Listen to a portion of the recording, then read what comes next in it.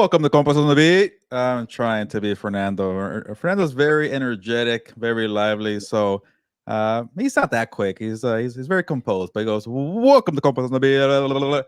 He reminds me of what's it called? Road Dog from D Generation X. Ladies and Yes. gentlemen, it's boys and girls of my ages. So Fernando has a golden voice, the golden pipes, as Stitch from the famous boxing cut man likes to call Fernando. But Fernando's not here today. We got somebody subbing in, Victor producer. You see the name right there, Victor Javier Corona. Usually Victor is helping us out behind the scenes. He jumps on for 4 compas. Today might be 2 compas, most likely, maybe 3, maybe 3. You might hear the glass break in later on. I don't know yet. But if you get in the comments and you say, "Where's San Diego?" I do not want to see Gilberto on my screen.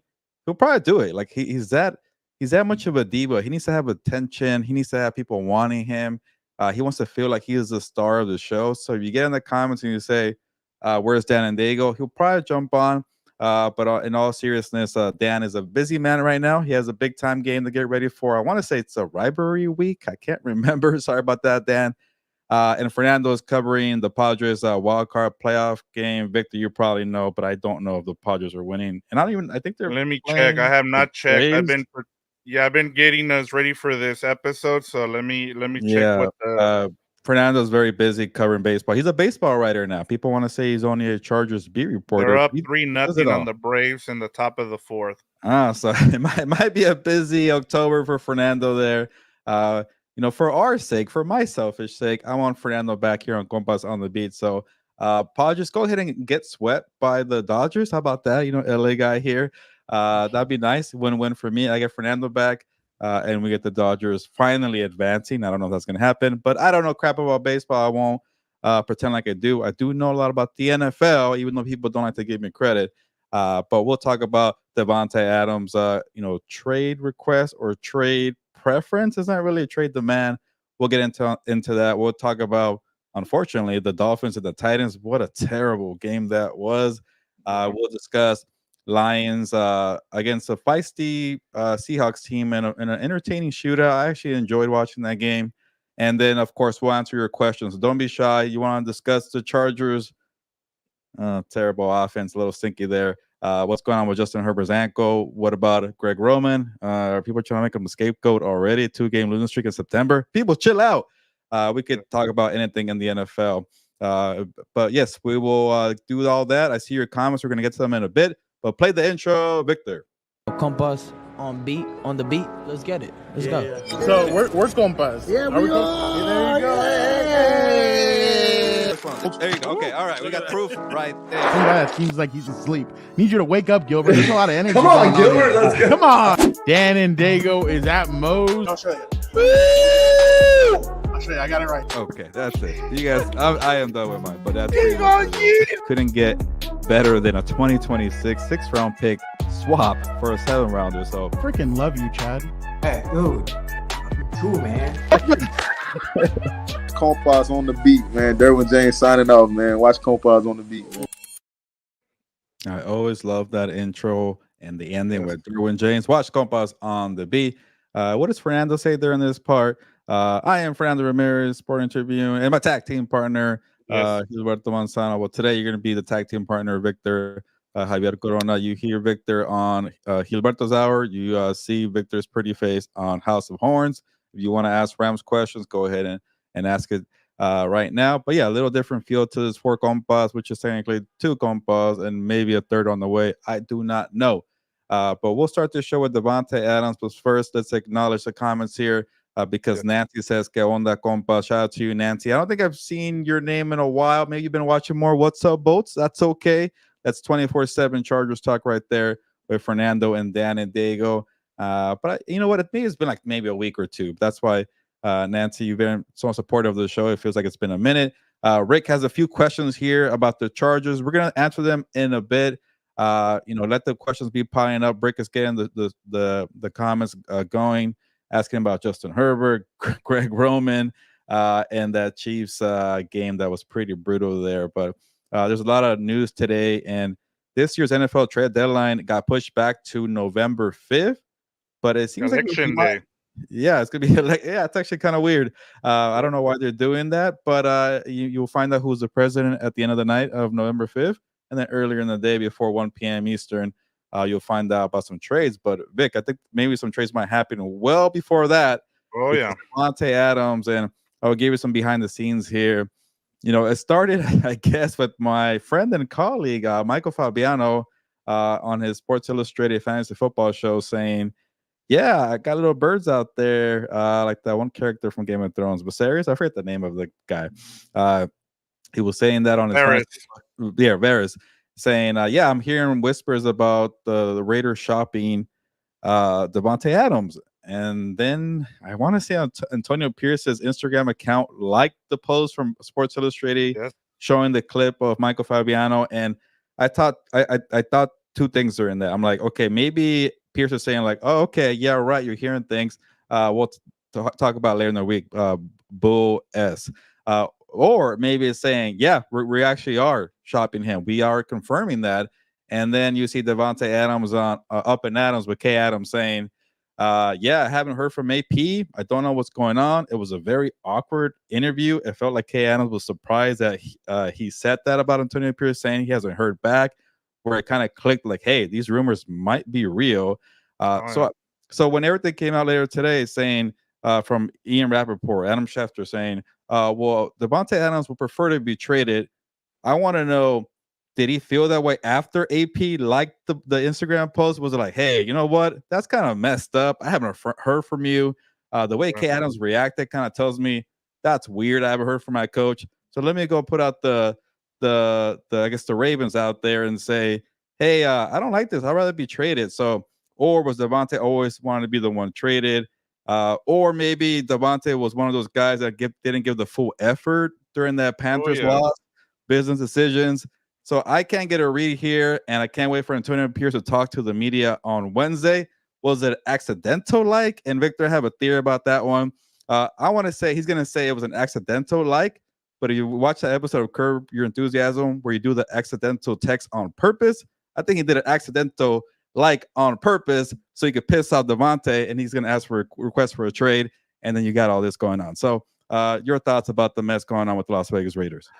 Yeah, I kind of saw this coming last week at the end of the week, Gilbert, when Davante Adams, or on Friday, I should say, when Antonio Pierce during his presser with the assembled media there with the B writers said that Davante Adams and Max Crosby were going to miss the game against the Browns. I just figured at that point, remember the week before was the whole business stuff, like some people make business decision, Gilbert, and one thing was that Jack Jones did get benched in the first quarter against the Browns. With Davante Adams, once the whole hamstring thing came about, I was like, yeah, he was going to be one of those guys that was going to get benched. And this is the thing with when you have a player's coach and he actually is a guy that's going to go and do something about it, that you see guys like Davante Adams, he's like, I'm not. And then this goes back to the preseason, Gilbert. Remember too, they Antonio Pierce wanted the starters to play against Minnesota, and then Davante was like, "Yeah, no, I don't play in the preseason, bro." And then you had to make the decision, and then I think by then Antonio Pierce was like, "Look, I can only do so much before I decide. You know what? I'm not gonna keep doing this with Davante Adams." And then you could tell too. I mean, I know a lot of people use that clip of Jack Jones not putting in the effort. Davante Adams also wasn't putting the effort against the Panthers there, Gilbert. He was dropping some catchable balls there. He wasn't doing what he needed to do. So I kind of saw this coming on Friday. And then by then, I just, this whole thing kind of turned.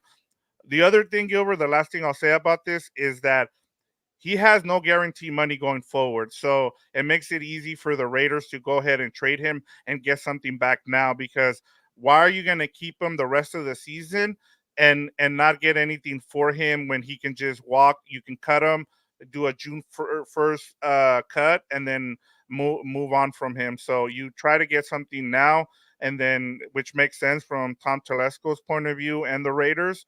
and then you try to get something now, Gilbert. Yeah, before I share my thoughts here, I'll answer some, or show some comments here. Athir, you're not late. I know you got questions, so go ahead and Yes. ask them, Athir. You are okay. And I got Alonso, a good friend, Yes. for a college friend too from Cal State Northridge. Shout out to you, Alonso. Says He sub is a compas. compa. Uh, sure. And then yes, had to make it about the Raiders today. You know, Victor, you have to talk about the Raiders. Yes. But going back to the whole business decisions there, and I gotta applaud Antonio Pierce. I was getting him crap, and I'm like, you're gonna say bold stuff like that, and if some of these star players are the ones that they checked out early from this blowout, oh man, you better not hesitate. You better not be afraid to clash with some star players, because it could definitely send the wrong message in the locker room saying, okay, well, that player gets special treatment. You're full of crap anyways, Antonio Pierce. Oh, you like to throw the players under the bus. Okay, let's see what you got there. So I do also wonder about Max Crosby, because like you mentioned, Davante Adams, that get mystery injury at the end of the week. Saying a little, I guess maybe Max Crosby was actually hurt. No, he was. I mean, they taped up that ankle. He wasn't there. That was the other thing, Gilbert, that was a bit surprising was Max wasn't at the game on Sunday versus the Browns, so he was actually getting treatment. Devontae was at the game, which is weird too. That was the other thing Yeah. too. So again, I don't want to go one way too soon, because I want to hear what Antonio Pierce has to say. And I know they asked him about Jack Jones, and he said that's between me and Jack, so maybe he won't touch on it. But I love that he benched Jack Jones for the first quarter. He was an obvious person who checked out, as everybody saw on social media, that he was not really going for tackles there at the end of that game against the Panthers. So, and then they won that game without the best two players, Davante Adams and no Max Crosby. So that says, okay, Antonio Pierce was the real deal. He wasn't bluffing. He was not all talk. He was more action. And once he showed his cards and saying, you know what, I'm not I'm not just all talk here. I think people maybe were like, okay, all right, let's play for our coach here. And they beat the Browns. They are still the Browns, but I know the Deshaun Watson Browns were different, but they still have a good defense. I know there's a lot of issues on the offensive side for the Raiders. But when you don't have your two best players and you get a W like that after your coach challenges you all week, I think that says something big there. So, and then AP liking the Instagram post, Oh yeah. I started thinking about going back to the actual trade here, Victor. I'm like, okay, if he really feels like Davante Adams is checked out, he better be nudging Tom Telesco and saying, get this guy out of here. I want guys who want to be part of this team, who buy into what I'm saying. I can't work like this. I know he's a star player. Go ahead and do what you got to do, but I don't want him here on my team. Go get value. And the cool thing about also trading Davante Adams, like I know people like to kind of like do trade things. Like you're not gonna get a first round pick. No. He's an older player who's gonna want a new contract. It's probably gonna be a second round pick, and you go ahead and take it. But if you add more draft picks here, Vic, the one thing I've been saying about the Raiders, they are stuck in mediocre land, and when you get in mediocre land, it's hard to get out of it. And you get 8 wins, 9 wins, and then you don't have a top 10 pick. You're 15, 14, a bit of this year when 6 quarterbacks were drafted in the top 12. They were number 13. Good player in Brock Bowers. That's why you don't want to reach for a player or quarterback. You still got Bowers. But if you have that extra capital there, AP could still play to win, coach to win, and then build that winning culture. And yeah, maybe you do get 8, 9 wins again, and you're in the same situation. You're mediocre, but now you have an extra capital to maybe trade up in the draft to get a quarterback. So from all that kind of point of view, I think AP is having a good week. I mean, you might lose Davante Adams. That doesn't sound right, but you got to go all in and buy into your culture. Same thing with Tom Telesco. Get the players who want to be here, build it for the long haul, and I think they should trade them right away, Vic. Yeah, and then the other thing, if you're a Raider fan that you're excited about, Gilbert, and I know Charger fans aren't going to be happy with what I have to say, but Tom Telesco, Gilbert, I mean, the first 3 picks, they're contributing already. You have Brock Bowers, you have DJ Glaze, who started at right tackle, and you have JPJ, who kind of went back and forth between right guard and left guard. And so those draft picks are starting to do something. You have a bunch of undrafted guys that are playing already. As you talked about, 2 guys went down this week, and everybody stepped up. The other thing that I thought was, as you talked about Antonio Pierce, that was really, encouraging, was the fact that even though Davante Adams wasn't there, the offense got to be opened up. They ran more RPOs.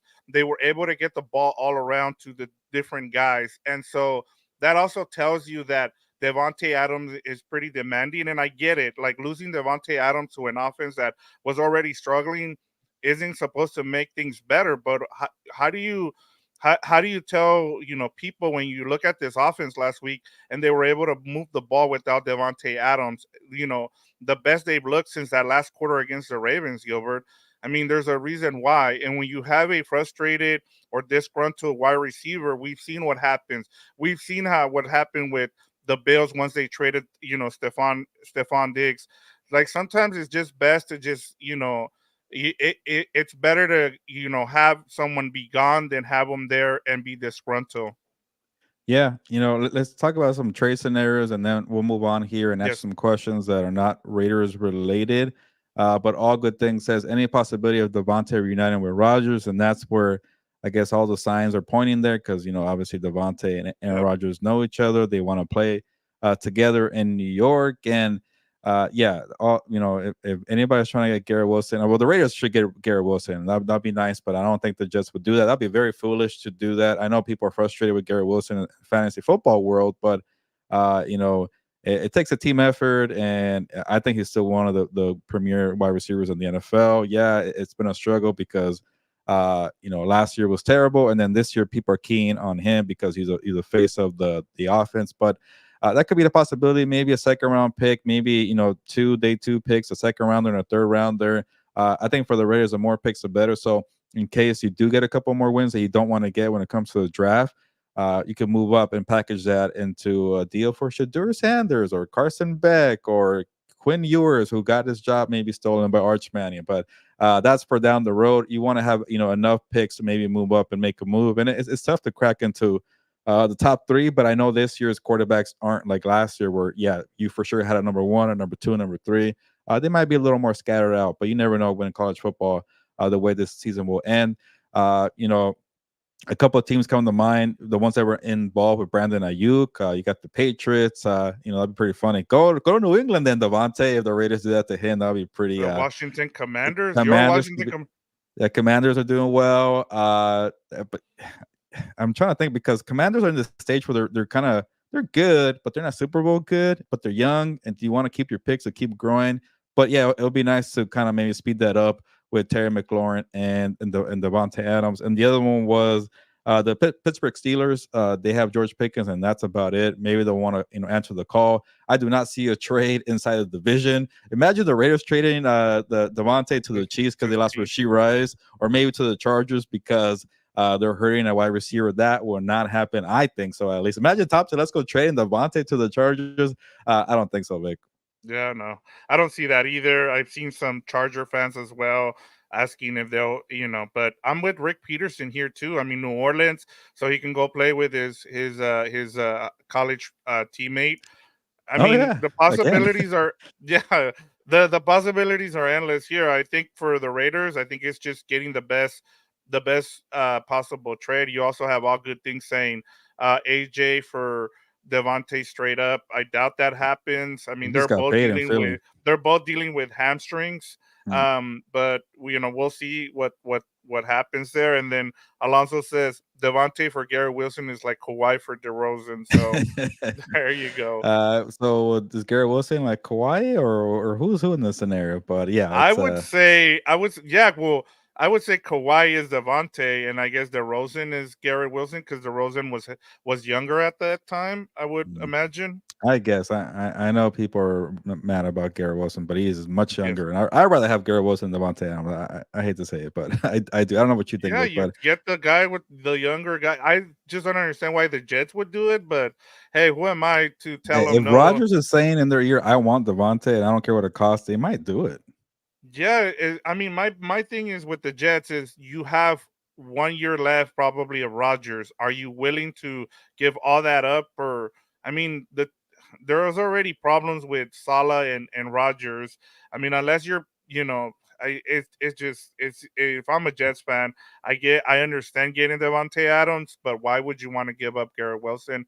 And then I just think if you're the Raiders, you just want draft picks, as you mentioned, Mm. Gilbert. But yeah, All right. that's where I'm at with it. Yeah, if you have any more trade, I guess scenarios or trade, I guess proposals in this fantasy world, go ahead and throw them out there. Don't be shy. I want to hear. I know Rick said maybe a Pop Tart there for Yeah. Davante Adams. So Oh, go yeah, ahead because and. you remember what the Oh Chargers said that. Yeah, that's actually, why. that is pretty good. I like that one, Rick. But Yeah. speaking of the charge, I will answer some questions. One being yours, Rick. Here, so this is a Q&A portion here as we Yes. kind of just go by here because we don't have Fernando, and maybe we're a little bit lost, but that's okay. Yep. Rick says, "What is going to be done about this offense with Justin Herbert and this offense, and then what can be done about Greg Roman and Justin Herbert?" And I think we might have some mixed feelings here, Victor. I'm a little more patient here because it's just funny to me that maybe 2 weeks ago, oh, Greg Roman, wow, they're running the football. J.K. Dobbins, comeback player of the year. This is exactly what Justin Herbert needs. He's doing less, trying to keep him healthy, keeping his arm fresh. I love it. And then like they lose 2 games and they're like, what the hell? Greg Roman stinks, man. It's the same Greg Roman from the Baltimore days. His offense is outdated. And I'm like, it's just a 2-game losing streak in September. You have a new coaching staff. You have a bunch of injuries. Can we be a little more patient? I know people have. I think I'm against the Chargers here, but I'm supporting Greg Roman right here. Obviously, if it goes on for the whole year, it could be a problem. But a couple of things on the Greg Roman front. Obviously, there needs to be adjustments, and it's tough to ask your quarterback to throw a little more when you don't have Rashawn Slater and Joe Alt. You got to have some kind of running game. But at the same time, you're facing two of the best defenses in the NFL, the Steelers and the Chiefs. It's a little hard to be committed to the running game. So it kind of goes back to the young skill players. You need to get open quickly. You need guys who could win their one-on-one matchups, and they weren't doing that. And it goes back to like, hey, this is what I've been saying all offseason. It's going to take time to get results. You have a very young skill player group. And when everything around is kind of falling apart with injuries, no tackles, no running game, an ankle injury to your quarterback, you need those young guys to step up. They haven't done it.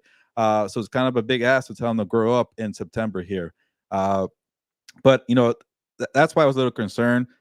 But I'm still with the philosophy, Victor, of running the football a little more, helping out Justin Herbert. What the hell happened the last 4 years when he was dropping back 30 to 40 times? It got them nowhere, but they got to pick it up a little bit. I saw they're ranked last in the NFL in passing attempts per game. I think 23 passing attempts per game. You got to pick it up a notch a little bit, especially during injuries. You got to give these young guys maybe opportunities to make a play, throw it up there. Quentin Johnson, anybody. Maybe Ladd McConkey gets more and flow the offense. I get it when you're not balanced. It's a strong thing to ask, but I'm okay with this approach. And one more thing I'll say but before you get your thoughts here, Victor, is like, it's got to be some kind of meet in the middle, because you did not pay Justin Herbert $55 million per year or $52.5 million per year. Did a little refresher earlier to just kind of sit back and throw 12.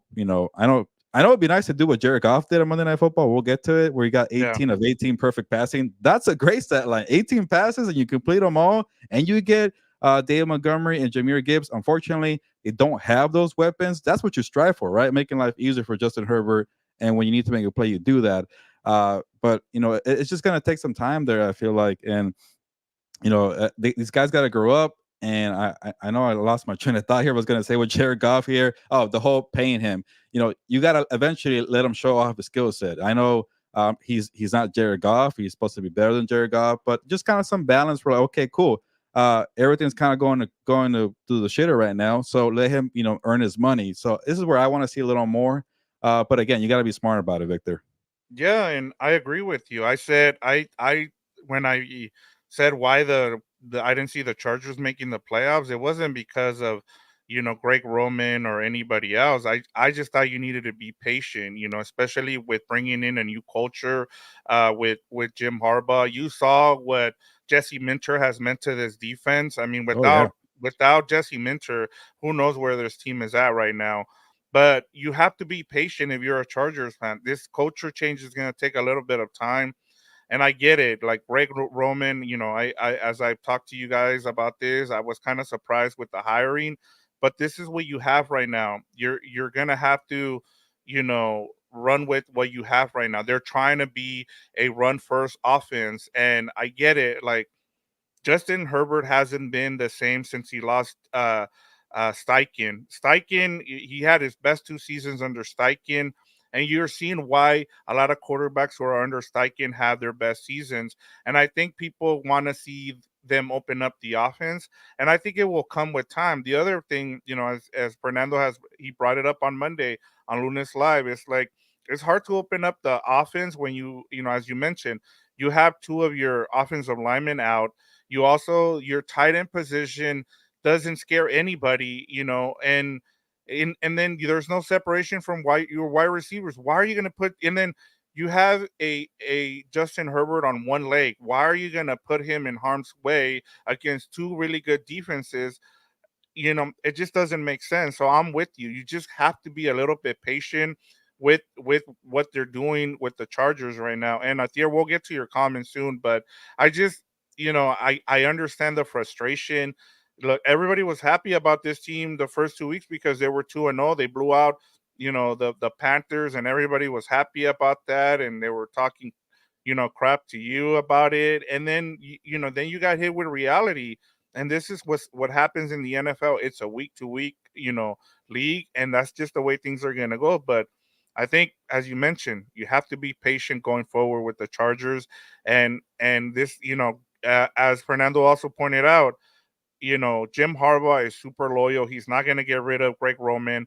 You probably won't see that change till after the off season, and you just got to live with this, and you got to trust. Everybody I talked to about the Chargers said, "Hey, we trust Harbaugh." You got to put the trust in Harbaugh, and then got to see what the rest of the season. You get a bye week this week. You get to kind of heal some of those players, and then go from there. Yeah, I just think it's just too soon to put Greg Roman on the hot seat. I think let's let the season play out a little more. Maybe focus on the positive and focus on Jesse Minter actually being the right coordinator right there. They're leading the league and points allowed. I think 12 points per game. That's pretty impressive. I know they're not playing the most explosive offenses. They did play the Chiefs, so I know no Rasheed Rice, but that's still something that you should hang your hat on. But Athir says. Victor Gilbert, I love Coach Harbaugh. I believe in him, but realistic expectations this year was only to get to the playoffs and win one game. The roster not great. They don't have money. Athir, I think you're toning it down. I feel like you were saying Super Bowl all the way, but playoff game and one win. Okay, that we're starting to get more into realistic land here. For me, I haven't really changed my stance on them not being a playoff team. They still feel like 7, 8, 9 wins here. I know Fernando has them at 10, which could still be a thing, but we are closer now. I think in the line of thinking where like they feel more like a fringe wildcard team or a team that could be on the rise next year. Like I mentioned, I always thought it's going to be a 2-year project, and I think right now Harbaugh and his crew are going through this whole like, okay, this is the NFL. It's been 9 years for me. This is what we got to do. We got to adjust here, and he's going to pick it up very quickly. I feel like, you've got a couple of breaks there when you face Bryce Young and the Panthers. You got Gardner Minshew at home. You face the Steelers on the road, a tough matchup, but they're not explosive offense there. And I think you should really feel proud about that Chiefs effort. But you got to get to that point where you're the Chiefs. Where the Chiefs, sometimes they're going to be having these terrible slow games, but they tend to win them, and that's where you want to strive to. So far for me, my mood hasn't changed, or my view, I guess, and we'll see. Maybe they'll prove me wrong when they come back from the bye week. Denver, Arizona, like if you pick up the points there and you still have that dominant defense against two opponents you could win, I'll start definitely pumping them up a little bit. But regardless, if they get to this 8-9 range and they show improvement, you should be happy there. But if you have any other questions, don't be shy here. Let us know. Got one more before we move on. It says all good things. Says, can you see Leslie making a package deal for Davante? My colleague Connor Orr mentioned that in his I guess trade scenarios or potential trades for Davante Adams, and I'm like, it does make a little sense there, but again, he's an older player, and they are 1-3. You have some question marks about Matthew Stafford, but if you feel like, hey, Davante comes over and you get Puka and Cooper Kupp and you could turn it around very quickly, sure, but there's just too many problems, like we mentioned. All good things on the defensive side. they're in this new era of Rams football where they want to keep their draft picks. Right, it's only been 1 year, but maybe I think they are going that way. I just don't see it making a lot of sense, Vic. Yeah, I don't either. I just you have an aging Cooper Cup. I mean, why would you want to add another aging guy there? I mean, if he was a missing piece to winning a Super Bowl, then I'd go ahead and do it. But yeah, like you said, if it was a cornerback, it made more sense than trying to go and get another receiver for that offense. And I get it, Puka is on on IR, and then Cooper Cup he's not going to play against the Packers. We'll talk about that on House of Horns tomorrow. But Yeah. Gilbert, let's get over to the Monday night. We'll do a quick recap here. The Titans scratch out a 31-12 victory over the Dolphins. Brian Callahan gets his first NFL win as a coach. And then Mason Rudolph steps in for injured Will Levis and leads the team to a victory. So my question to you here, just to keep it short and sweet, should Mason Rudolph be the quarterback for the Titans going forward? Uh, I want to say yes because obviously they play better with Mason Rudolph. It's just like to this point where like, you know what the hell you have with Mason Rudolph? He's not going to be your franchise quarterback. And I know maybe Brian Callahan wants to win right now. They did start 1-3. It's not the worst thing. They're 1-3. But I think he's saying the right things right now, where he's like, yeah, Will Levis is our guy, but I think he had a chance to come back, and you wanted to see what the other guy would do. So Brian, I know you're trying to say the right things, but I say give the kid a couple more games. You did invest in him, a second round pick. You did build this offense around him, and then move on. I just don't. Even if you get Mason Rudolph and you win 4 or 5 games, you're not going anywhere. Just at least see what you have in Will Levis, and then if he's not the guy, then you move on next year.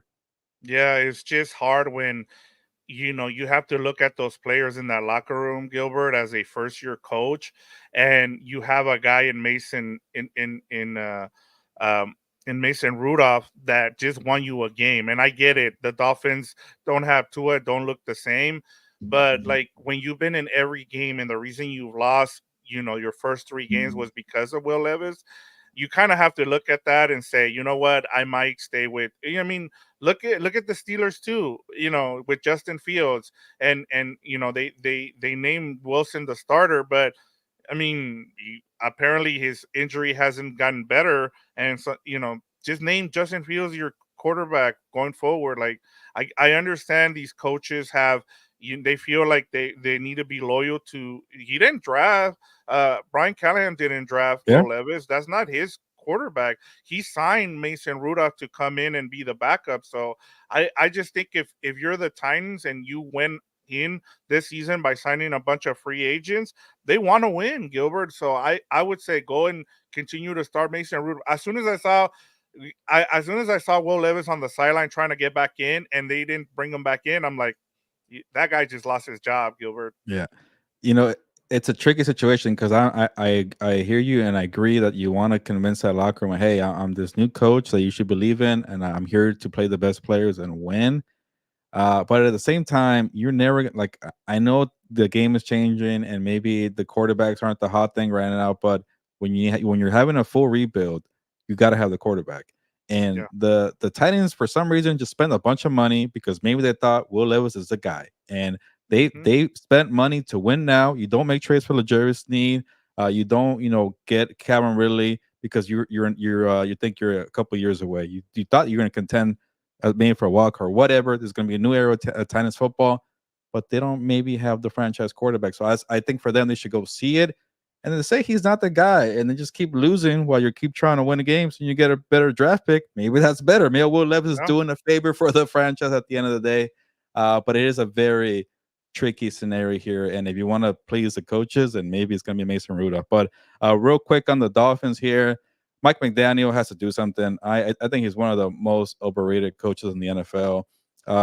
He got a lot of credit for helping Tua revive his career, and now he desperately needs Tua. Like, I think it was probably even for how much these guys need each other. Tua is starting to look like an MVP because how badly they need him. Obviously, it's not that simple, but they have no chance with Tyler Huntley. They got no chance with Skylar Thompson. Once the opponent cracks 10 points, they can't get offense. And when you have Jalen Waddle and Tyreek Hill, I get it. You're banged up with running backs. Your defense is kind of whatever.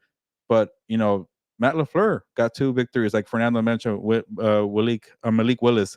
Obviously Kevin O'Connell has Sam Darnold, but Sam Darnold is a first round pick. I don't want to compare Sam Darnold to Tyler Huntley, but you got to show better scheme. And we've seen your movie before. When you're healthy, you don't know how to adjust in the game.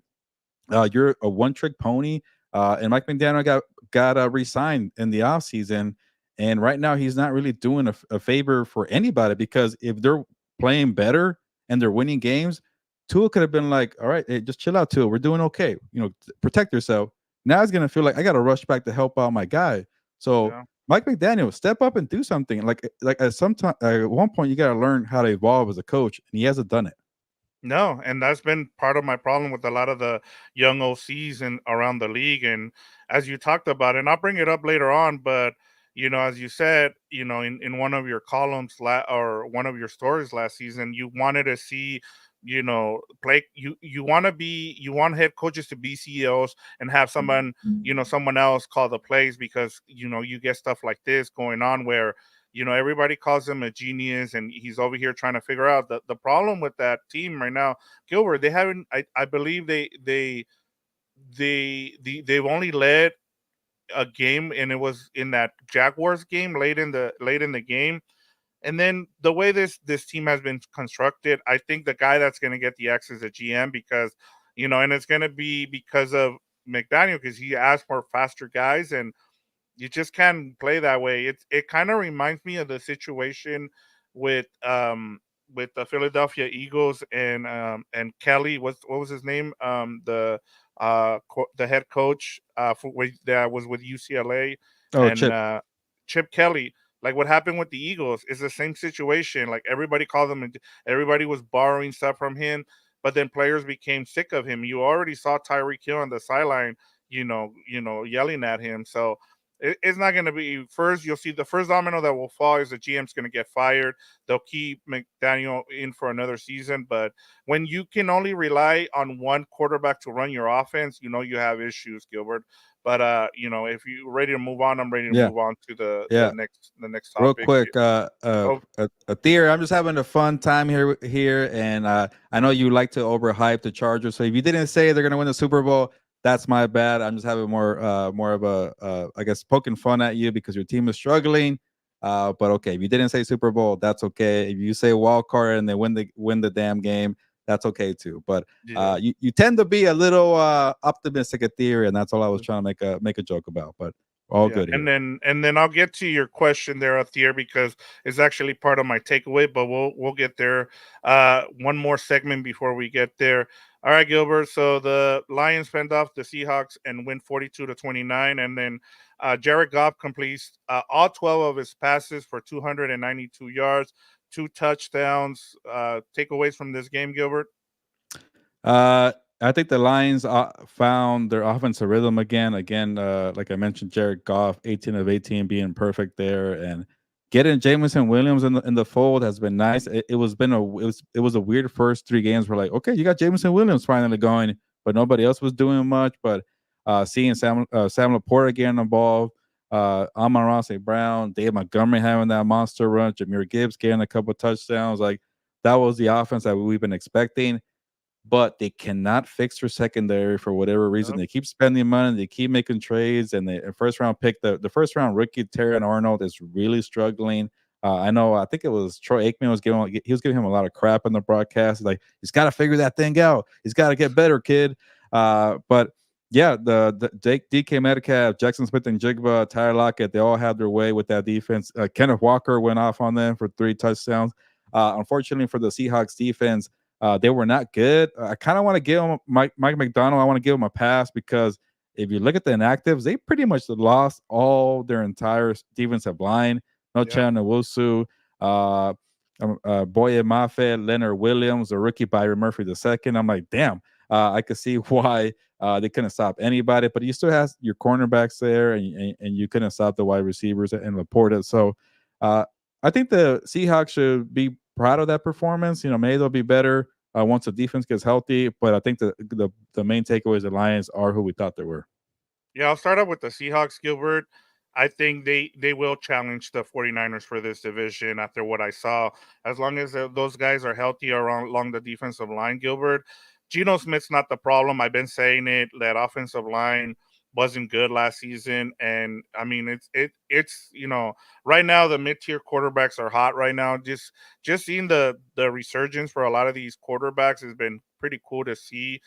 It also tells you that sometimes is you need time to get better as a quarterback. You need time in this league to be able to do things, and a change of scenery, as we're seeing with a lot of the guys that were picked in the first round.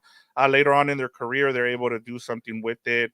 And I just think that the Seahawks are going to be that team that are going to challenge the 49ers for the division. And then the Lions, Gilbert, and I'll get to it in my takeaway. Um, they finally ran the ball. They gave the ball to Montgomery in that first drive. He got 39 yards for them. They need to run the ball. As simple as that. That opens up everything else, and it allowed Jared Goff to have a perfect night. I just think that going away from the run is just a mistake. I just don't understand, and I'll get to the reason why I'm a little down on Ben Johnson. But yeah, in terms of the Lions, you nailed it there. The defense is still a concern. I just don't see how this team is gonna win or win games in the playoffs if they can't fix that secondary. Yeah, it's kind of early to start looking at this playoff picture and seeing who's going to be there for the Lions, but they do have the offense. Obviously, you got the Vikings in the division. I think the Packers will probably be okay. So even within the division, it's going to be very tough for them. But we'll see what they do there. And yeah, Vic, I'm ready to discuss some of these coordinators and Ben Johnson too. Yeah. Yeah, here we go. So I'll give you my week 4 takeaway, and it kind of has to do with the comment here with the tier, and it says, I have a question. Will the Chargers block Jesse Minter if the team wants to interview him for a head coaching job, especially if this defense plays like this all year? And this is where my takeaways is. I hired a DC like Jesse Minter before any hotshot OC as a head coach. And one of the things we've seen, Gilbert, through 4 weeks is that offenses are down. And the reason why is because the new defensive coordinators are coming in and they're adjusting and they're making the OCs, around the league look really bad, especially the hotshot ones like Ben Johnson, like Bobby Slowick. Bobby Slowick was a guy that was being interviewed a couple of times during the offseason, and he got a couple looks. And looking at that Texan offense, Gilbert, the first 2 downs, what I don't understand is you have a guy like CJ Stroud, and yet you're trying to make, the run happen without Mixon when you have someone where like CJ Stroud, where you can open up the offense by getting him started by throwing the ball with him in the first couple of downs, and they just don't do that. I haven't seen the adjustment from Bobby Slowick. Ben Johnson refuses to run the ball. I just don't understand.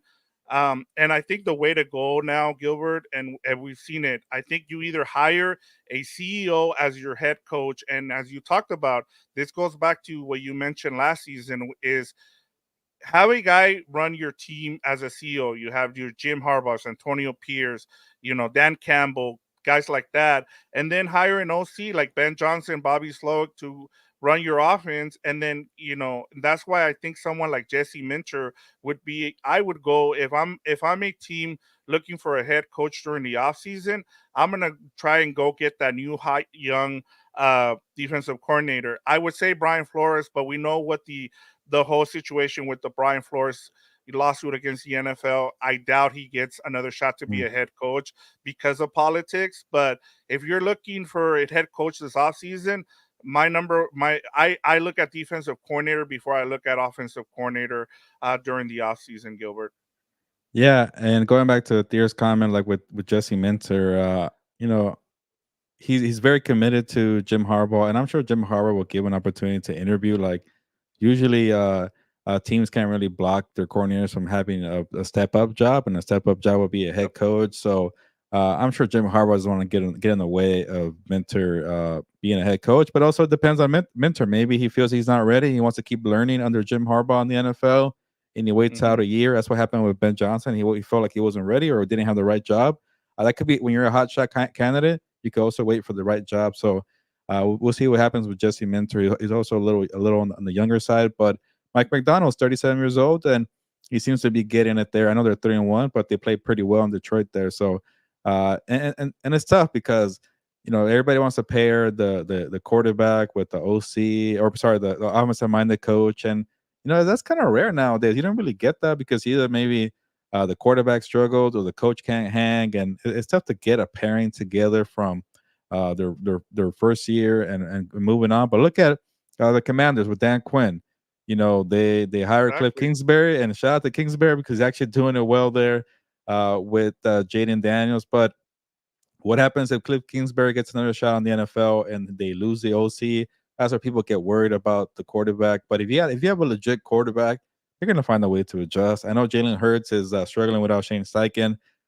He's still playing well, but not to the level we've been accustomed to. So that could be the kind of the tricky dilemma. But just don't put yourself in a box. Like I'm with we're having an extensive search, and if it's the defensive coach is the right coach, go ahead and hire that coach. But this whole thinking where I think it was like for a good amount of years, you got to have the offensive coach to pair with your young quarterback. I don't think that's the way. It's not that easy, and it shouldn't be prioritized that way. Yeah, and then I mean, you brought up Mike McDonald. What did he go do? He went and hired a college college guy as his offensive coordinator.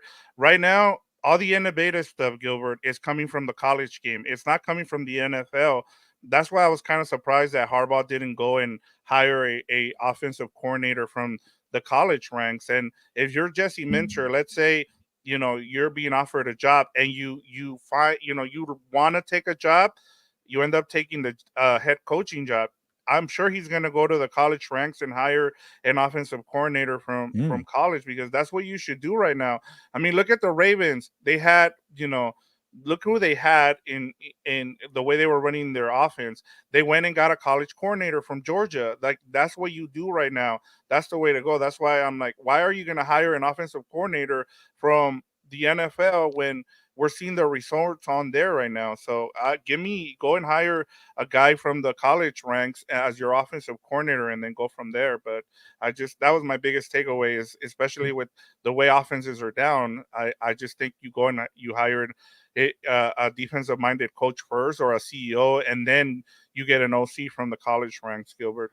Yeah, I wonder if points will pick up in week 5, because there were some teams that did pretty well. Commanders, obviously the Lions and the Seahawks were in the shootout. So we'll see how these offenses do for the second quarter. But Victor, let's end out with some picks here, and then we could call it a day here for 2 Compas, because I don't think we're gonna get a third tonight. Yeah, I don't think so. I was hoping we get Dan and Dago to come in here with us, but unfortunately we weren't able to get him in. And maybe he comes in. We never know. We still have, I think, around 6 more minutes before we gotta go. So maybe he comes in and it lets us know. All right, Gilbert. So last week Dan went 5-1. We had that extra game that Fernando made us pick between the Panthers and the Bengals. So Dan went 5-1. I went 4-2. Fernando went 3-3, and you went 2-4. On the season, Dan is 14-7 now with his. I think he's a combined 9-2 the last 2 weeks. So he's had good weeks picking games. I was set up. I would have been 2-3. Freaking Fernando. Yeah, he messed you up there. So you're now 11-10 on the season. I've actually caught up to you, 11-10 now. Sitting in last place is Fernando at 10-11. So we're picking games. The guys have sent in their picks. So as we go through each game, we'll give each pick that they gave. All right, Gilbert. We're going to start off in London on Sunday morning at 6:30 Pacific time with the New York Jets at the Minnesota Vikings. The line is Vikings are 2.5-point favorites, and the over/under is 40.5. Where are you going with this one? Yeah, I'm just glad I didn't jinx the Vikings last week. I picked them to beat the Packers. Might have been one of my 2 wins. I forget if we picked that game. But yeah, they already proved me wrong. They've surpassed the 3-win total I gave them. So shout out to the Vikings there. And yeah, obviously I still have question marks about them being legit in the division. The Lions showed up yesterday, so it kind of makes me look a little better in terms of my Lions being the team to beat there. But I can't pick them over the New York Jets. There, the Jets they seem like they're frauds. There, the Vikings are definitely a more complete team. They're better. They're better offensively, defensively. I'll take the Vikings in London, even though technically a shorter flight for New York. But give me the Vikings. Okay, I'll go with the Jets as Mm, my underdog here. As much as I like the Vikings, I'm the one surprised.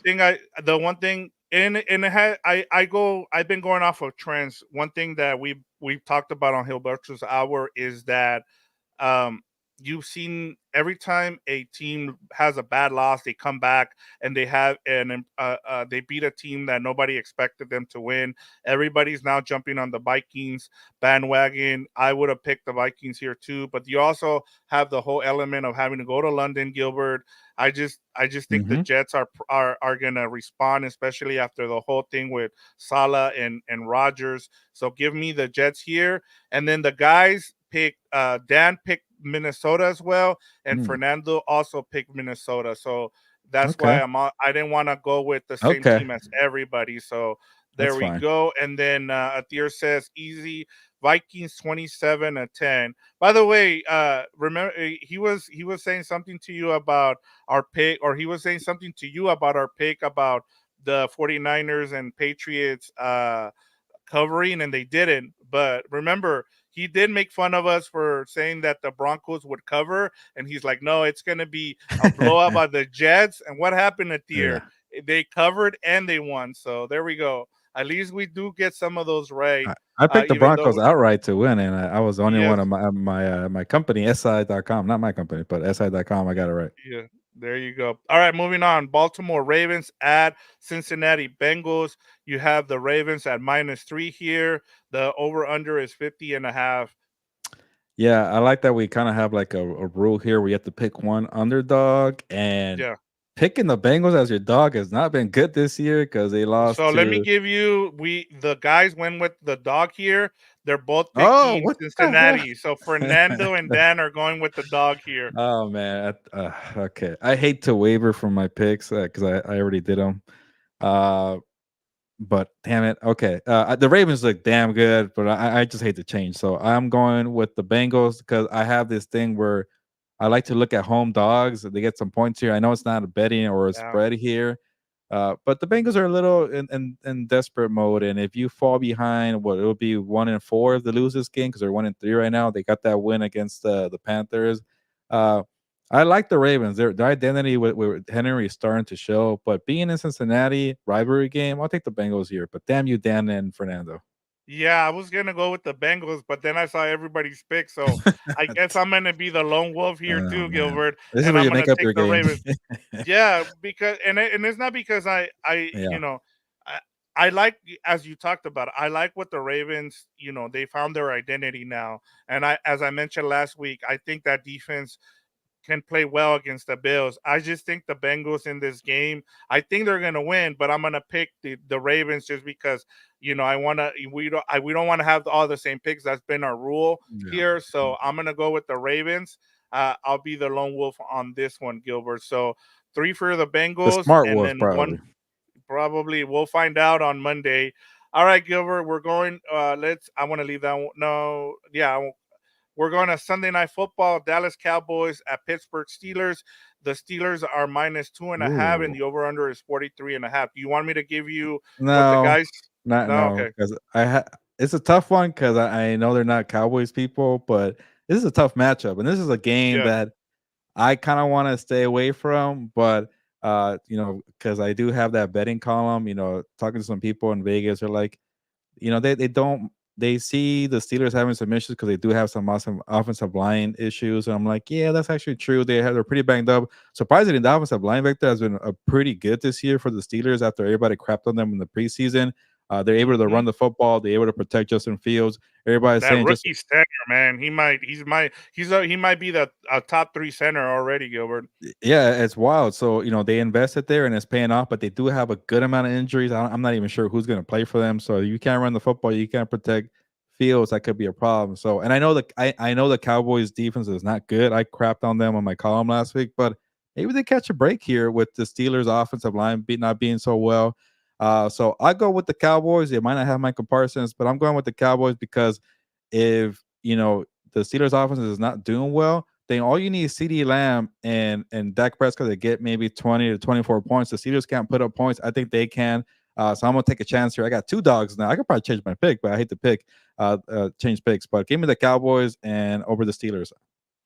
Okay, the guys went with both of them with the Steelers here. I knew it. Both Okay, Dan and so I'm gonna take the Cowboys here. I'm with you on this one. I think the Colts kind of exposed the Steelers in terms of how you can beat them, and yeah. that's going after that secondary. I think. And what is the Cowboys? What do they don't do? They don't run the ball. So I mean, you're not going to expect them to run the ball here. If Mike McCarthy is smart, which in the regular season he is, not in the playoffs, I think they're going to try to get the ball down to CD Lamb. They're going to get now that Ferguson is back, that also opens the middle of the field to the tight end. So yes, give me the Cowboys in this game. So I'm with you. So it's 2 against 2 here. Let me give you also Atir says I forget Bengals 24-20 over the Ravens, and he's got the Steelers in this one. So he's with the guys in Dallas 21. All right, next one, Gilbert. We're going to the Mile High City, the Las Vegas Raider, who we just talked about today, at the Denver Broncos. The Broncos are minus 2.5-point favorites, and the over/under is 36. That over/under might be a little bit too high, even for this game. But what do you got for this one, Gilbert? Yeah, it was a nice performance for Antonio Pierce and his shorthanded Raiders team against the Browns. But now they go to Denver, and you won't have Davante. We'll see about Max Crosby. And I'm a big fan of Van Joseph. And speaking about hotshot corners, hopefully he gets an opportunity. And it's very cool that Sean Payton gave him another chance to come back to Denver. He was patient with Vance Joseph after the whole 70-20 game. And they might be a top 5 defense in the NFL. Shut down the Buccaneers on the road, shut down Aaron Rodgers and the Jets on the road. Now they get to come home against whatever Raiders offense. So give me the Broncos on this one. Yeah, the guys win with they went with who do they go with? Broncos. Let me give you so Fernando went with the Broncos and Dan with Vegas. So they're split here. And I'm gonna give you a stat that I know it's gonna start making the rounds, and that the Raiders haven't lost to Denver in 8 meetings now. They're 8-0 against the Broncos in their last 8 meetings. And as you mentioned, Gilbert, the Broncos defense is legit. You have a guy like Zach Allen along that defense. So, you have one of the best corners out there. Their safeties have been really good. I was like, why are you letting Justin Simmons go? You go and you sign a guy like Burton. He's been great for that secondary. It's going to be hard. This is going to be probably like a 10-9 game, Gilbert, again. I just don't see many points. You have a rookie quarterback in Bo Nix. Because I picked against them last week, I'm gonna keep it going. Give me the Broncos too here. That way I'm going with the Broncos in this game. They're at home. They finally break the streak. Like I said, as you mentioned, I mean, they might not have Max Crosby. The reason they won that game against the Browns, I feel like, was they were at home. I just give me the Broncos in this game. I really like. As we talked about, the Broncos might be one of those surprise teams this season. A lot of people didn't believe in that, but and even Atir, he says the worst game of the NFL, Broncos 9. So there you go, Raiders 6. So they might not, both these teams might not score over 10 points. That's why I'm like, maybe take the under in this game. All right, Gilbert, last game, and that is the best game of the week for myself, I would say, is Buffalo Bills, our 1-point favorites against the Houston Texans, and the over/under is 47.5. Where are you going here? Yeah, he kind of a so-so performance for the Texans, but they pulled it out against the Jaguars. The Bills were embarrassed, and I can't tell with the Bills. They kind of had a little bit of an easy schedule to go 3-0. I liked what I saw from Josh Allen, but then they got destroyed by the Ravens, and that defense could not get off the field or save their life. I kept screaming at the TV, like, get a stop here. Like, can you stop Derrick Henry or Lamar Jackson? I think the Bills will be a little better, but I'm going with Houston here. They're at home, and you're right about what you said about Bobby Slowick. Trying to get the run game going. You're banked up with Joe Mixon. Go let CJ Stroud be CJ Stroud, and do his thing there. So hopefully he does that. It's kind of a tough one, but I go with the Texans here. Yeah, the guys went with Houston as well, but Oh, I'm gonna go with the Bills. One of the things I told you about on Gilberto's hour was the thing I was kind of concerned about with the Bills was nobody had tested their run defense.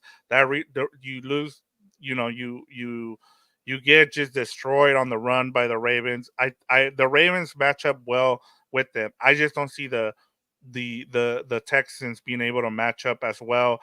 You don't have that big bruising running back that can run through, and the offensive line isn't that great for the Texans. So I'm taking the Bills in this game. I think Josh Allen learns he needs to stay within the concept of the offense and stuff. Try to do like we saw him try to be hero ball guy against the Ravens because they fell behind. I think as long as they can stay ahead of the score here, they're going to be in this game, and I have the Bills winning in this game. So another one where three people on our staff here go with the Texans, and I'll be the lone wolf and take the Bills. And then Athir says fireworks game 31-27. He's got Buffalo as well. and Yeah, so what's Rick alluding to? I kind of I think forgot. he's talking about I want to say he's talking about the Chargers. He's like, you're right, bro. I was saying that this people got to slow down. Next year will be a lot better. Okay, So gotcha. There you yeah. go, Rick. All right, and with that, Gilbert, that we got everything out there. We're sorry that, like I said, we only had two of the compas here. I try to pinch it here. We're doing our best. We really miss Fernando and Dan on this show. What makes it great is the fact when we're off, the four of us are together and we can just mess around and have a lot of fun. That's what the show is for us to have some fun while giving you guys our takes. But those guys are truly missed, and Fernando is covering the Padres. He will be for the duration of however long they're in the playoffs. And then Dan, he's a coach, and so sometimes he'll have time, sometimes he won't. But and thank you, Jesse. That's awesome. I want to share that. He says Yeah. two compas are better than no compas. So there you go, Well, Gilbert. shout out to you, Jesse. We appreciate the love and the support, man. We got to do a combat compa soon when Fernando gets back to discuss WWE. Is it Bad Blood in Atlanta? Yeah, we need to have that Yep. with Fernando. But yeah, we got to get going. We'll be back. If you care about the Rams and the Packers, check out House of Horns tomorrow. I'm not sure about what's up both schedule this Yeah, they're week. taking the Bye week. week Bye off. week. Yeah. They're on a bye week. Yeah, so they'll probably be taking advantage of that and resting up with the playoffs. So you'll see us tomorrow for House of Horns, and you'll see us again, two compas. Like you mentioned, Jesse is better than no compas on Thursday, Gilberto's hour to discuss week 5 in the NFL. And then Falcons, Buccaneers. So check us out after Thursday Night Football, which surprisingly, I care about this game. The Buccaneers and the Falcons. NFC South is actually pretty exciting this year. So it's a good matchup for a Thursday night. yeah, so we'll see what Baker and Kirk Cousins do. I never thought I would have said that, but yeah, it should be a good game. But yeah, let's get going here for compas. Appreciate everybody being in the comments and hopefully you enjoyed it. But on that note, ya nos vamos. Pues vámonos.